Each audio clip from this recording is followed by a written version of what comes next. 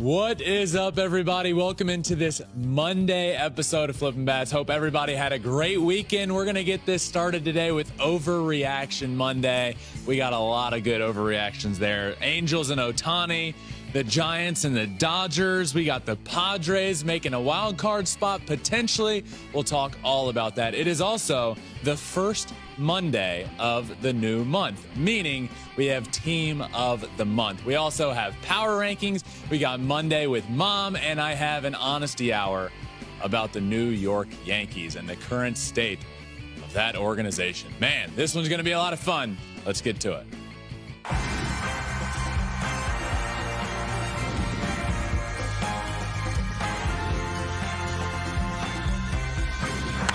Fly ball onto the track, at the wall, it's gone! Home run! Turns on a ball, deep right field, and gone! What a game, what a moment. Happy Monday, everybody. Hope everybody had a good weekend. I am joined, as always, by Alex Curry, who it is Monday, meaning today is the big day for Alex. She is dressed very sparkly because she is going to Taylor Swift tonight. And I don't know if you've seen any photos or videos, but everyone wears like all the sparkles and all the sequins. Of course, I've seen everything. I know you've watched everything. I watch You were everything. watching the live stream on TikTok. Yeah. Are you still not going? Did we not find tickets? I'm not buying. No. What do you like? You didn't buy tickets either. What? I got a guy. Important note got a here. guy. Important note. Okay. Alex goes Monday night to the concert. And we have a Tuesday episode, but we are recording the Tuesday episode before she goes to the concert. So Thursday will be the day that Alex gets to break that all down and tell us how the concert was. And I'm going to leave the room while she does that because I don't want to hear about it. It's okay to be a little jealous. I just want to go. It's okay. I know you do. Yeah. It's okay. But we have a lot to talk about today, baseball-wise. Oh my gosh. It was a wild weekend. Can we just like in all aspects of like baseball, life, like everything was just starting with your brother back making his re-debut with the Astros. Re-debut with the Astros. A great day, a great re-debut. 7 innings, 2 earned runs, 4 strikeouts there.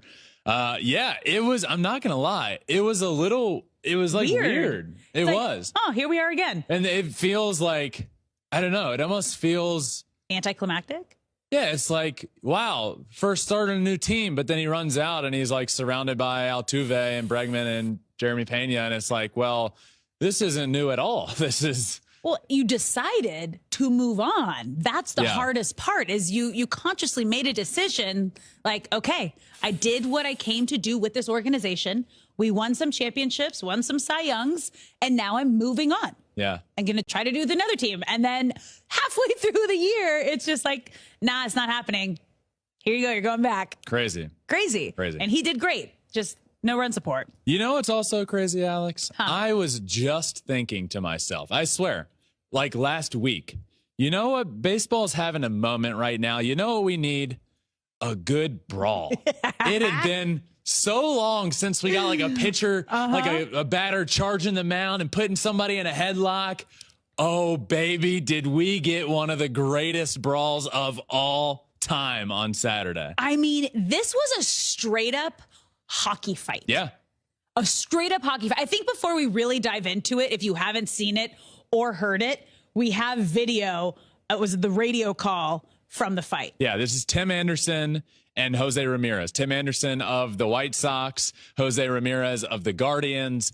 And it really, they like dropped their gloves. Tim Anderson was in the field, literally dropped his glove, hockey players put do. his arms up like he's in a boxing match, and they went at it. So we'll talk all about it. But you got to listen to the radio call from Tom Hamilton, 1480 WHBC. This is incredible. Listen. Now Holsey and Anderson square off. They're fighting. They're swinging. Down goes Anderson. Down goes Anderson. Ramirez went in with a head-first slide. Holsey never gets upset about anything. They came up chewing. Anderson squared off. Posey decked him. Like, this was a straight up boxing match and a boxing call for a baseball play. And I don't think I've ever seen an umpire just take a step back, let the player drop their gloves, and go for it. Yeah. Yeah. And go for it. I loved it. It was great. Same. I mean, it was great. And I'm not condoning violence and I mean, Tim Anderson got messed up. I mean, he got knocked out. He got KO'd. He looked concussed. He got knocked out cold. But I mean, man, Jose Ramirez talked about it after the game, and he said, I think he's been disrespecting the game for a while now. It's not from just today. I've been having the chance to tell him during the game. As the play happened, he tagged me again really hard, and then he wanted to fight. So I defended myself. They went after. Well, and the thing is like, it didn't even look like Ramirez saw where he was punching. His head was down, and he was just swinging. He definitely got lucky. He got the chin shot, and he knocked him out. He got lucky that he connected there. He was not looking when No. he actually hit him when he knocked him out. But, just keep on swinging. If you're going to go down swinging. And he didn't go down. Tim Anderson ended up going down. There are a couple things that make you go, I know it's not today's segment, that came after this fight. And one of them was Ramirez's agent sharing a photo of him in boxing gloves on Sunday. Now, this wasn't a recent photo, but it was just a resurfacing. Yeah, he chose this morning to resurface an old photo of Jose Ramirez wearing boxing gloves, which is, it was great. Even Tito Francona, the manager of the Guardians, said afterwards when asking, the guy goes, "What'd you have on Jose Ramirez's left hook?" And Francona goes, "Right hook." It was a right hook. And he goes, he was struggling to keep it. He goes, it's not funny. Yeah. But I was talking to the coaches about it and we were laughing. But boys will be boys. He didn't know what to he didn't know how to say. Yeah. It happens in baseball. Fights happen. It's been a part of the game forever. Bench is clear. It was great. Bullpen comes in. The other thing that happened after this that kind of makes you go, Tim Anderson going off on Twitter. Yeah. That was weird. It was weird. It was 15 tweets. 15 tweets in 15 minutes. Every minute. It was a different minute, different tweet. I don't know what he was referring to or talking about. It had to be. He seemed unhinged. Yeah, he seemed very unhinged. It was all, you can't really repeat what was said. It was all over the place, but it was F you effing losers don't understand. Who gives losers platform? It was mean. Yeah, it was big. Yeah. He's probably embarrassed. He got knocked out. And he was the one who dropped his gloves first and wanted to fight, and then he got knocked out. Yeah. This was beautiful. That radio call was incredible. He was down calling. Goes Anderson. He was calling Down goes Anderson. It was beautiful. That guy's been waiting his whole life to call a boxing match, and he got to do it while calling a Cleveland Guardians game. That was his new real resume. That's getting sent he's out sending that to every. He might be calling boxing games coming up. That was incredible. I wish it wasn't going to happen, but suspensions will be handed down. How long do you think? So we record Sunday night. Yeah. And we don't yet. I don't know when the suspensions are going to come out. Maybe Monday, maybe tomorrow. But if I had to guess, I would say 10 games. Ooh. Yeah. That's a lot. They're not going to they're going to have to lay the law down here. I hope it's going to be big. It's going to be big, unfortunately. I wish MLB would just come out and do the Tito Francona and say, "Hey, boys will be boys, play on." But they're not, imagine? and I understand that they can't do that. But I do think it'll be pretty steep. Worth it? Worth it. Worth it for Tim Anderson to get in the fight. Jose Ramirez, they got to get in the playoffs, and he's their best player. Oh, shoot. So they're going to be without their MVP for however long MLB says they're going to be without him. But it's hilarious. Great for us. It was great. Great for the media. Great for baseball. Everyone I was literally talking about just thinking this. Baseball hasn't had because I think what do you call it? The B when you make a prediction. What do you BVG. BVG. You should have just come out and said that last week. I think I thought there was a benches clearing situation a week or so ago, and it's been like that but that's all it's been for years. Is I can't remember anything serious since Bryce Harper years ago when he charged the mound and like threw his helmet and and then obviously the Odor Jose Bautista situation. But now, we've had a lot of benches clearing and like maybe a little shove, but then that's it. We haven't had a good brawl in a while. This was great. And we got it. It was beautiful. I have my fix for that was great. A little while. That was awesome. That was great. All right, let's get into our first segment for Monday, Overreaction Monday. And our first, Ben will let me know if it's an overreaction or not. The Angels made a mistake keeping Shohei Ohtani. No, they didn't make a mistake. They took a big risk, and it appears that risk isn't going to work out.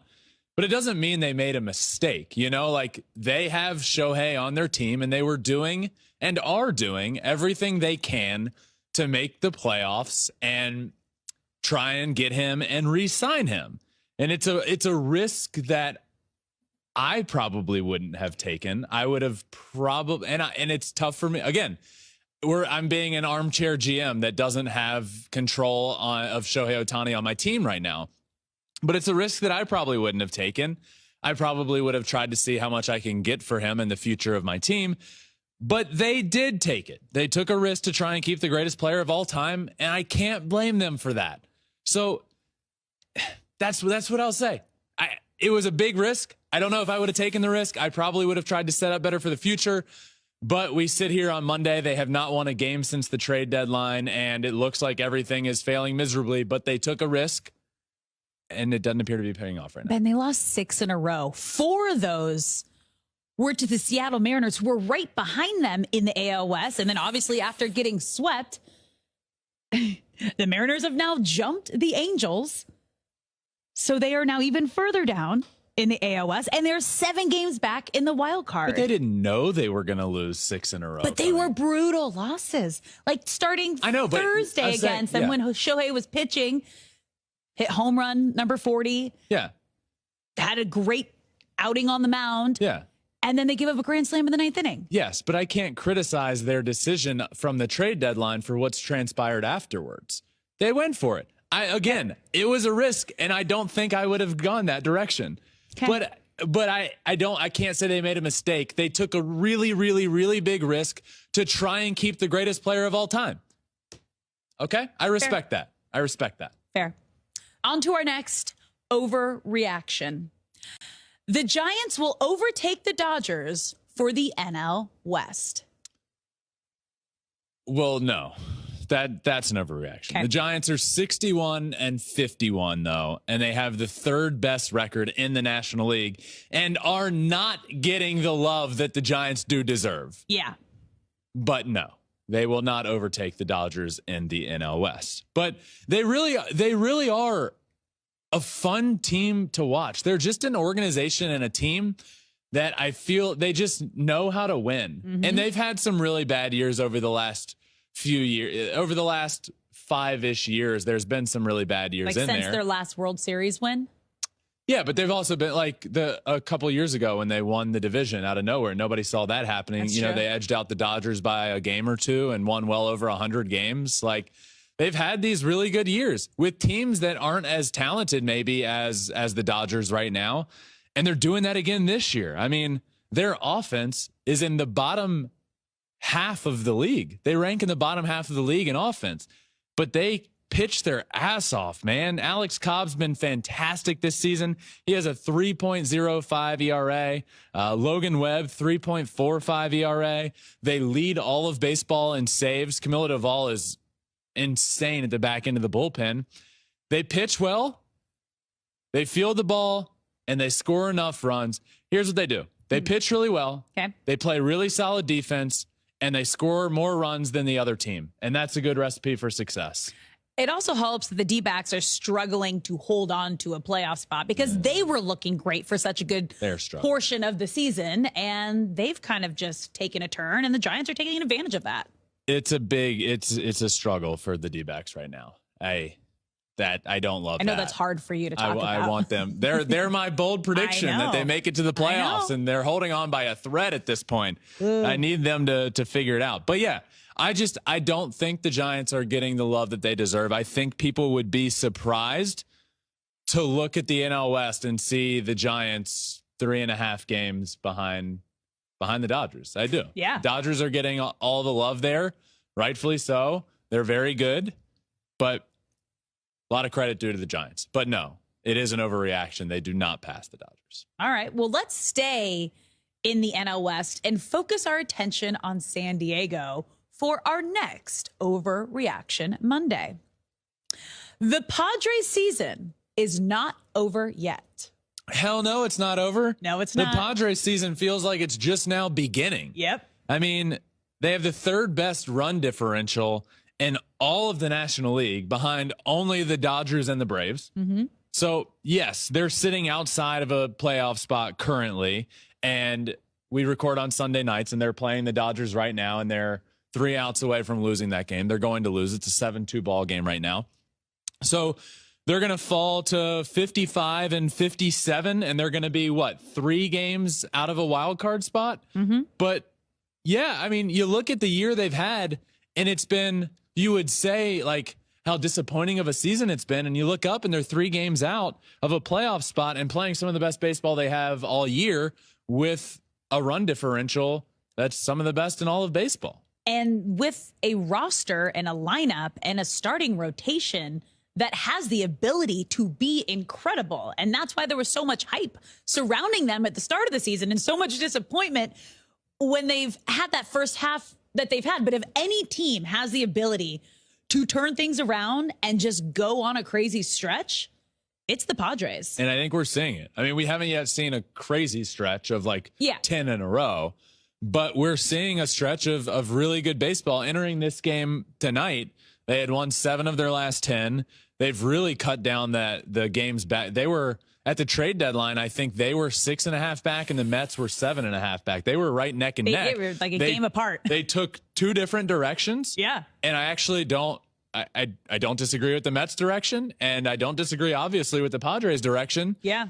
But they went for it, and now they're sitting there 3 games out of a playoff spot and playing some of the best. Things are rolling down there in San Diego. They're playing some of the best baseball they have all year long. Absolutely, the season's not over. And if I had to guess right now, if you made me predict like my life depended on it, do the Padres get into the playoffs? I would say yes. I mean, look at the teams. I agree. Look at the teams in between them. I know. It's Nothing Arizona, Miami, Arizona, Cincinnati. All those teams are playing. That's who's right above them to get in. And then you have, who's in the wild card right now? Philly, San Francisco, and Cubs. All of those teams that are outside in front of the Padres are playing poorly. I know. And they're creeping up. And they're the most talented team of the bunch. It's just a matter of, and this is my brother said this the other day about the Mets. We just kept believing that at some point things would turn around, and they just never did. But that's what the Padres are doing with their really talented team. You just believe things are going to turn around. And they are. And they are. So I think they get in. It's exciting. Yeah. You want good players to be playing in the postseason, as we said earlier about Shohei Ohtani. And they have some incredible players on their team. All right. Now let's move over to the NL East for our next overreaction. Trey Turner is back. Philly fans are some of the best fans in the world. Yeah. By the way, and their decision in unison to give Trey Turner a standing ovation when he was hitting .235 on the season and really, really struggling. Their decision to no more boos. This guy is a human being that is really struggling. Yeah. Their decision to, in unison, decide to give him a standing ovation when he comes up to the plate, I thought was one of the coolest things a fan base has ever come united to do. Yeah. And it ended up working. Got a big RBI knock that game. Then the next day, a huge go-ahead home run for them.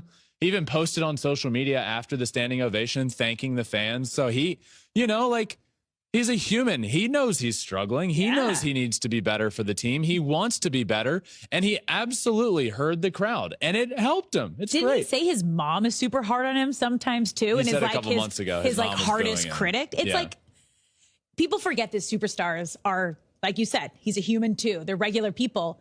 And so much of baseball is mental. Oh, yeah. And you're mentally like having a moment. So what if 40,000 people start standing for you and cheering you on? You're going to feed off of that. Yeah, absolutely. That was beautiful. So I'm not ready to say he's back. Okay. I loved it, and I hope this helps get him back. Okay. But I can't yet say he's back. I mean, Okay. That's fair. It's happened very quickly. All right. But it's good. That's good. I loved it. Okay. Philly fans deserve... Philly fans love Philly Philly fans. fans get a really bad rap, and it's because they threw snowballs at Santa Claus years ago. Love Philly They're so fans. good. I They're am so obsessed passionate. with Philly fans. They're so passionate. Remember the whole thing during the World Series when they flicked off my brother and then he flicked them off back and it all became like this really cool thing? Yeah. They're passionate. It was the Philly hello. It was the Philly hello. It was really cool. It was great. It was awesome. All right. We got one more Overreaction Monday. The Rangers had the best trade deadline. The Rangers have not lost since the trade deadline. And a huge reason for that is the trade deadline pickups that they had. You know, they identified their weaknesses and they addressed those weaknesses. The weaknesses were starting pitching and relief pitching. And they go out and add 2 starters, one elite top of a rotation starter in Max Scherzer, Jordan Montgomery, who was really good for them in his debut, and then Aroldis Chapman in the bullpen, Chris Stratton in the bullpen. So was offense a problem for them? No, it wasn't. The pitching was the problem, and everybody could have told you that. And they went out and addressed that, and they haven't lost since the trade deadline. So how can I sit here almost a week removed and say that they didn't have the best deadline? Did it make them the best team in baseball? No, but did they improve the most of anybody? I absolutely think they did. So I will say, yes, this is not an overreaction. The Rangers had the best trade deadline. The Astros have been playing pretty well. They're giving them no wiggle room to lose. They've actually lengthened their division lead through this win streak. And yeah, I think they added the most. They did the most. They identified their weaknesses and they addressed that. And I absolutely think they had the best deadline. It's going to be a Texas battle for the top of the AOS down to the last couple of weeks. It's going to be fun. It might be a Texas battle for the American League. Ooh. I mean, the Orioles have something to say there. They're very good. But yeah, I mean, I think it's fair to say 2 of the 3 best teams in the American League are in Texas. Yeah. Yeah. That's going to be fun. All right. Well, that wraps up Overreaction Monday, which means it's time for Mondays with Mom. So what did Mama Verlander text you this week? Oh, baby. Mama Verlander had some good stuff this week. And I don't even know if she knows what direction I'm going to go with this week. One of them I think she does, but we got 2. Okay. The first of which comes on the day that Justin got traded. So Tuesday of last week, trade deadline day. Yeah. Justin gets traded. Everything's happening. I'm in the middle of an interview with Matt McClain. And like probably 30 minutes to an hour after Justin gets traded, I get a text from my mom saying, "Did Justin get traded?" What, Mom? And I said, "Yes, Houston," with a crying, laughing emoji. But, I sometimes forget, like, she's not scouring Twitter at all times. No. And Justin's obviously busy going out through his all life. that stuff. So, but it was just fun. Like, my life is baseball. Yeah. So I'm consumed in it. And obviously, if my brother gets traded, it's a huge deal. Yeah. So to look down at my phone an hour after the trade and see, did Justin get traded? When it's So all you guys I've don't been have like talking. a family group chat that's like No, we do. But it was, I couldn't imagine everything going through his brain. And there was feelings that there were ideas of what was happening, but she didn't know yet that it was like officially announced. Okay. So I was like, yes. Yes, Mom. Yes, Mom. Houston. The other one is great. Can we put this one up? It's getting bigger and bigger every week, by the way. We get it in the wall. We get it in the screen. This is another text from Mom this week. Listening to today's podcast and was very excited to hear that you have a billboard. Us too. I was wondering which pic of me you used. I'm sure I'm on there, ... right? Since I have a segment every single Monday and thought for sure I'd be included. Bah ha ha ha ha ha. I said, ha ha, yes, you're on the billboard. Though she is not. But maybe we do need to put her. So what's going to happen? We need to create a Mondays with Mama Verlander logo. So we have her face and everyone can get to know and see and also fall in love with Mama Verlander. I agree. She deserves it. She does. That was great.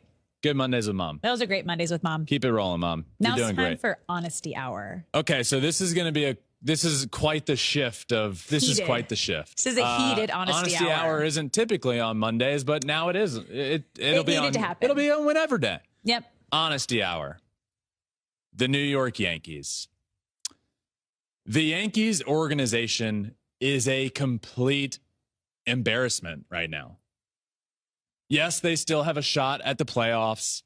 Yes, they're still a good baseball team, but this front office and staff are doing some just unacceptable things. Absolutely unacceptable. Let's talk about it. Let's start with Anthony Rizzo, who just went on the IL with a concussion. And they dated that concussion back to a collision with Fernando Tatis at first base. That happened 2 months ago. 2 months. This guy has had a concussion for 2 months. Before that, he had 11 homers on the year and was hitting .304 on the season. Since that day, he had 1 homer and was batting .172. Just complete and obvious negligence from the medical staff to let that go undiagnosed for 2 months. I don't care if the guy had a collision where he got hit in the head. That you have a duty and an obligation to check that out as much as you possibly can. I don't care if Anthony Rizzo walks off and says, I'm fine. Of course he's going to say that. He's a gamer. But if a guy gets hit in the head, do your due diligence. And then you start seeing a week later, 2 weeks later, a month later, that his numbers have fallen off a cliff and he just doesn't look right. It took you 2 months to diagnose a concussion. We're talking like detrimental to your overall life health here. He was saying it was hard for him to wake up in the mornings. He was feeling hungover when he woke up in the mornings. He was feeling foggy is what he was describing. And it was like hungover, but not drinking any alcohol the night before. Yes. That's one thing. Just complete and obvious negligence from the medical staff there, in my opinion. Yeah. That is unacceptable. That can't happen. Speaking of complete negligence, the trade deadline. The trade deadline comes and goes, and their handling of it was completely unacceptable. They weren't buyers. They weren't sellers. They did nothing. Absolutely nothing. I actually would have, I would have been buyers. I think the team is good enough to be a playoff team. And if you can add a bat to that lineup that has really been struggling, I think that changes everything. But I also would have understand, and they're still in reach of a playoff spot. But I understand if you want to say we're in last place in our division, we are going to take this year to sell and to get pieces for the future, sell guys that are out the door, just do something. They did nothing. It's unacceptable. How do you let that happen if you're the front office? George Steinbrenner would have never allowed this. Hal Steinbrenner's in charge now, and Brian Cashman is running the show there as the GM, and nothing's done. And you hear them talk about the team as if it's just like, well, we didn't do enough. You know, it's like, you just hear quotes of we didn't do enough, so we just did. You did nothing. If the team wasn't good enough, look at what the New York Mets did across town. I respect the hell out of the fact that they made a decision. Yeah, and they had the guts to tear it down this year, rebuild for the future. Now they're going to be better off for it in the long run than this Yankees team that's just hovering in last place, around last place in a division, and hoping they sneak into a playoff spot. This team ain't a World Series team. What are you doing? There's just such a weird negative vibe surrounding the New York Yankees right now. Everything you mentioned, we don't need to go into the Domingo Germán thing, but that was also just a dark cloud over the organization. There hasn't felt like there has been a positive ray of hope for this team to be able to come together and turn things around and go on a big winning streak since Aaron Judge came back. Yeah. And lastly, let's discuss the Giancarlo Stanton situation. I like Giancarlo Stanton a lot. And when I was living out here in LA during the offseason, when I was playing professionally, Giancarlo Stanton was my hitting partner in the offseason for a while. He's a great guy. But in a tie ball game, a ball is hit in the gap. Giancarlo Stanton on second base, a ball in the gap. He gets thrown out at home by half the baseline. It wasn't even close. And you look at him and he was not running. I understand that Giancarlo Stanton is not the fastest guy in the world, but you know when somebody that is slow is giving max effort. That wasn't max effort. That wasn't max It was effort. not. It was an unacceptable effort in a tie ball game when you need wins, you need runs you need to get in the playoffs, and that's the effort you're giving. And Boone said post game that he is healthy and there was no injury thing. There's no injury thing that's there. To me, that makes this unacceptable. This is an unacceptable situation. If he's healthy, then that level of effort isn't acceptable. It's just not. Even if you're slow, you know when a guy is giving effort, and that just wasn't. There's a view of him rounding third and then going home, and he's just running what looks to be 50%. He's running like it looks like he had a piano attached to his back. Well, it was a home run trot. It was a slow home run trot he was giving around third base. There was just no effort. And the inability for the team's manager to go up there in the meeting and say, that was unacceptable. That was completely unacceptable. It was a horseshit effort, and it is something that we will never stand for here as the New York Yankees, and we will handle this internally. But that didn't happen. That's none of that is happening. They're not handling anything the right way. Sure, the Domingo Germán situation now, he's gone for the year. Yeah. Fine.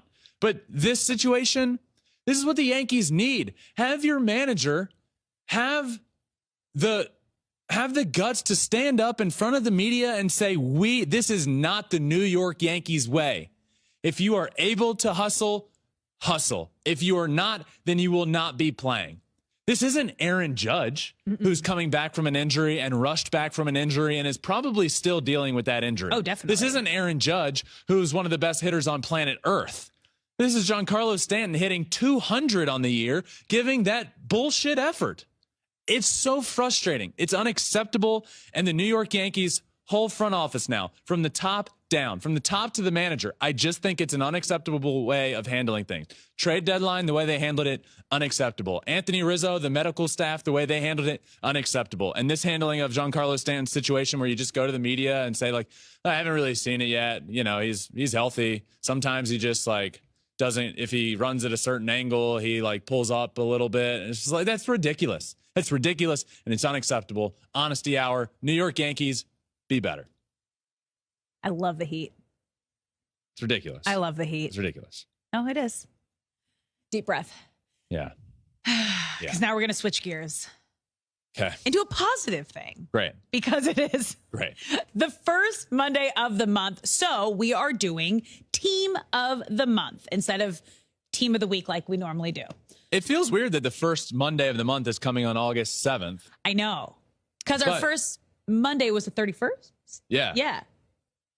Yeah. Because trade deadline was a Tuesday. Yes. Yeah. Exactly. Yeah. So it wasn't quite the end of the month yet. Yeah. So technically, first Monday of the new month, and we have Team of the Month now. Let's get started at catcher. My catcher on Team of the Month is Francisco Alvarez.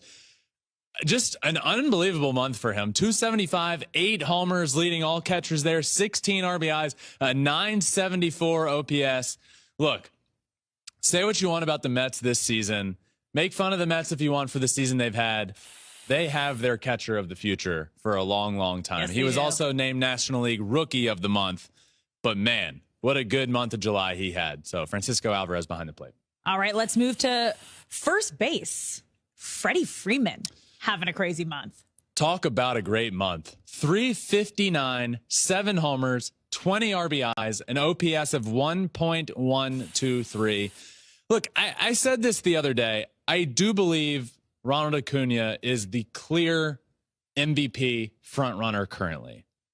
But what I said was that I think Freddie Freeman is at least making it a conversation. Mm-hmm. And I don't mean I would vote for Freddie if I had a vote. I don't even mean it's particularly close. But he's getting to the point where we can at least have a conversation about it. And he's just been unbelievable. And July was the best of the best at first base. It was. All right, moving to second base. Eddie Julian. Yep, Edward Julian. I love this guy. I think I started loving him during the World Baseball Classic when we saw him out there for Team Canada. And in the month of July, he hit 369 with 6 homers, 9 RBIs, and an OPS of almost 1,200. The guy's a stud. He's a rookie. He's a stud. If you don't know the name, you should know the name, because a lot of the reason that the Twins are where they are is because of him. Carlos Correa hasn't been having a great year this year. We haven't even talked about him. Yeah. Not a good year. Not a good season so far. I think when it comes crunch time, playoff time, he shows up. But he hasn't been good this year. He's been a huge part of their offense. He's my second baseman. All right, moving over to third base. Another insane month. Manny Machado. Yeah, Manny Machado led everybody in 11 homers. 11 homers in the month. 29 RBIs, a 309 batting average, and a 1.092 OPS. A big part of the reason that the Padres have started turning it around a little bit. I know they lose the weekend series to the Dodgers, but before the Sunday loss, they had won 7 of their last 10. That offense is rolling. They have a really good run differential, one of the best run differentials in baseball, but currently on the outside looking in at the playoffs. If I was a betting man, I would bet on them ending up in the playoffs. And Manny Machado was carrying that offense in July. Moving over to shortstop, Bobby Witt Jr. What a month for Bobby Witt Jr. 327, 6 homers, 21 RBIs, a 979 OPS, a walk-off grand slam mixed in there. Ooh. How cool is that? Walk-off grand slam. And he's also continued it. Obviously, we're about a week into August now.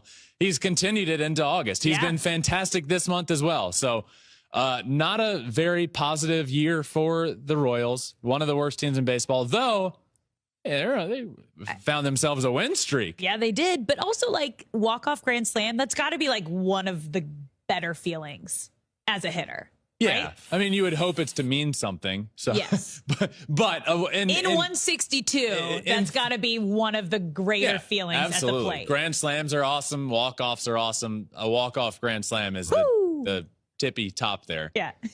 Yep. All right. Let's move to the outfield. Now, remember, these are just 3 outfielders, not necessarily by position. Starting with Cody Bellinger. Belly's back. Belly is back. I mean, 400 in July, 8 homers, 24 RBIs, an OPS over 1,100.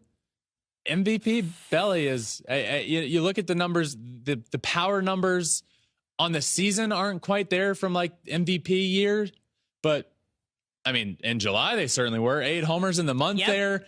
The Cubbies are rolling. Yeah, they are. Belly's a big part of that. He's my first of 3 outfielders. And he was a big change of scenery, can change your game. That's what we were hoping for. Yep. It was interesting with him because he got paid that 1-year deal. It was kind of like a, what are you going to be deal. 1-year deal. They didn't pay him like he had been playing over the last couple of years. They didn't pay him like his MVP. They paid him somewhere in the middle. Yeah. And it was literally, what are we going to get from Cody Bellinger? And that gamble has paid off big time for the Cubs. Yes, it has. All right, on to your second outfielder of the month, Chas McCormick. Look at Chas McCormick, man. 351, 6 homers, 23 RBIs, a 1.128 OPS. Chazzy Fizz, what a month. The dude's a stud. Love to see it. Great month out of Chaz. And your third outfielder, his teammate, Cal Tucker. Yeah, both those guys are rolling. The Astros outfield right now is rolling. Chaz, Kyle Tucker, Jordan out there. Oh, yeah. I mean, Kyle Tucker, 359, 7 homers, 23 RBIs, a 1.119 OPS. Man, And he just moved into the BVP last week. First time Kyle Tucker moved in there. He was number 5 in the BVP. So, yeah, I mean, the guy's hitting over 300 on the year now. Again, I said this, I think last week as well, if not the week before. Most underrated player in baseball. The guy's hitting 300, having a great year, having a great month of July, and I just feel like it goes a little under the radar a little bit. And that's why he was my number 1 most underrated player. I love it. All right, let's move to designated hitter, Shohei Ohtani. Yeah, this is Shohei. Back-to-back player of the month. The month of July was remarkable. He had 282. He had 9 homers on the month. Just got to 40 homers on the year, 14 RBIs, a 1.152 OPS, and he's doing it all while cramping pretty much every day. Every game. It's incredible. Every game. Yep. Back-to-back Player of the Month awards, June and July. He's the only one to do that since Josh Hamilton and Chase Headley in 2012, and he's now done it twice. He did it in 2021 as well. So, yeah, what a month. He's my DH. Your starting pitcher, Blake Snell. Yeah. I mean, he had a 0.56 ERA in the entire month.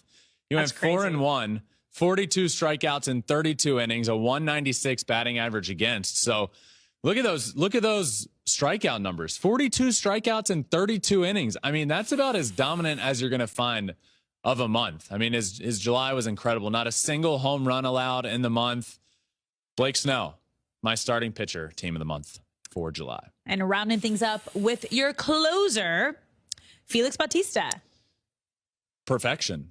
Yep. It was perfection. 8 saves, 25 strikeouts in 14 innings.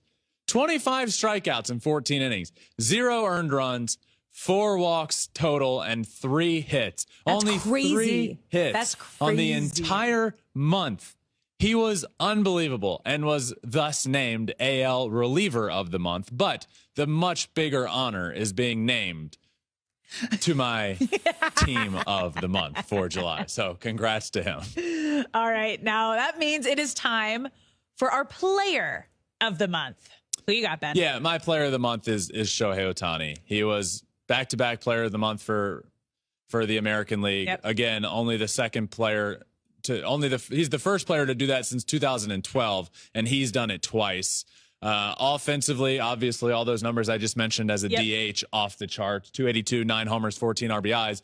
But the pitching side of things, his first ever complete game shutout, 1 hitter, by the way. I feel like everybody was saying it's his first ever complete game. It was a complete game, 1 hitter. Yeah. It was almost perfect. It was almost close to a no-hitter. Close to a perfect game. He was almost perfect. It was the perfect game, pretty much. It was one of the best performances ever. And then he had the back-to-back, the doubleheader, where after that complete game 1 hitter, he hit the 2 homers in a game. He had a great month in one day. Yeah. In a doubleheader, he had a great month. Pitched great offensively. He's my player of the month. Yeah, Shohei Ohtani is also my player of the month. Every number and stat and moment that you just mentioned, it's hard not to pick Shohei Ohtani in this moment. First player to 40 home runs. He's doing things we have never seen before. And he's a unicorn. There's a reason he just won back-to-back player of the month. Yeah, and there's a reason he's the most wide favorite to win the MVP award in the history of sports. Yeah. Honestly. Let's just hope he stops cramping. Yes. Yeah. No more cramps. No more cramps. Give him a day off. All right. I keep preaching this. That does it for team of the month for July. We got power rankings now. New and improved and updated top 10 Major League Baseball power rankings. And some pretty decent movement here this There's week. a lot of movement. Yeah. Starting with number 10. They were not ranked last week. The Giants. Yeah, as talked about them earlier. Yeah. Really under the radar. Successful season. You know, they're in a playoff spot. They're not far behind the Dodgers right now, who are probably the second best team in the National League. They're right on their heels. Yep. They're 61-51 and playing really good baseball. They pitch really well. They play really good defense, and they score enough runs to win most of their ball games. So Giants here at 10, and first time in the power rankings, I think this year in total, but at least first time in a long time. Number 9, also not ranked last week, going on a bit of a tear. The Phillies. Yeah, Phillies playing good baseball. They're also 61-51 in a playoff spot as we currently sit. It always just felt like a matter of time for the Phillies. Like, when is the offense going to figure it out? When is Trey Turner going to figure it out?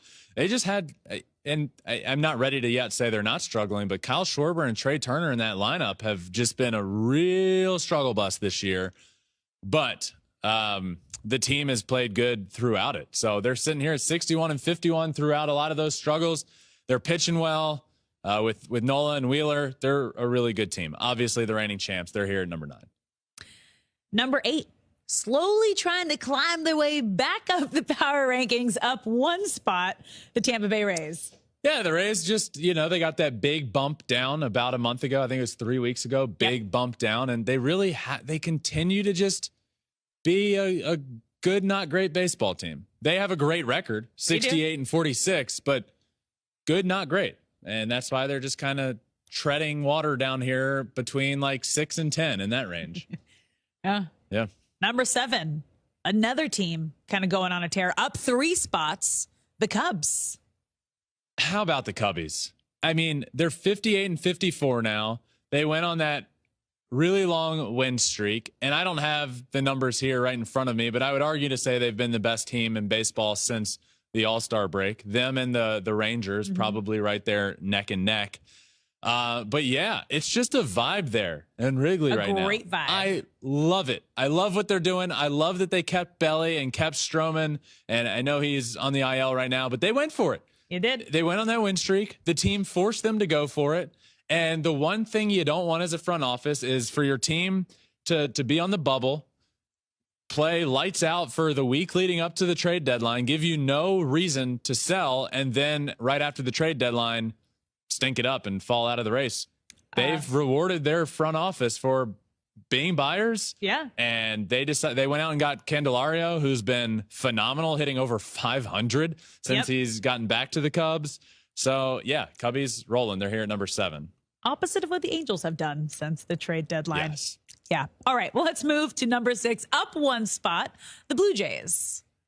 Yeah, Blue Jays with a big sweep of the Red Sox. That was a big series. They're 63-50. They came into the series with the Red Sox 3 games back of them for that final playoff spot, and they swept them in Knocked Boston. them to the bottom. Yeah. So a big shakeup there now the Red Sox are bottom of the division. That was a big one. If the Red Sox had swept that series, we'd be talking about them potentially in a playoff spot. Definitely. And the Blue Jays out of it. They did exactly what they needed to do on the road in Boston, which is not an easy place to win. All right, moving to your top 5. At number 5, the Dodgers, down 2 spots. Yeah, I mean, look, the Dodgers are playing good baseball. They win that weekend series against the Padres on the road. That was a big win for them.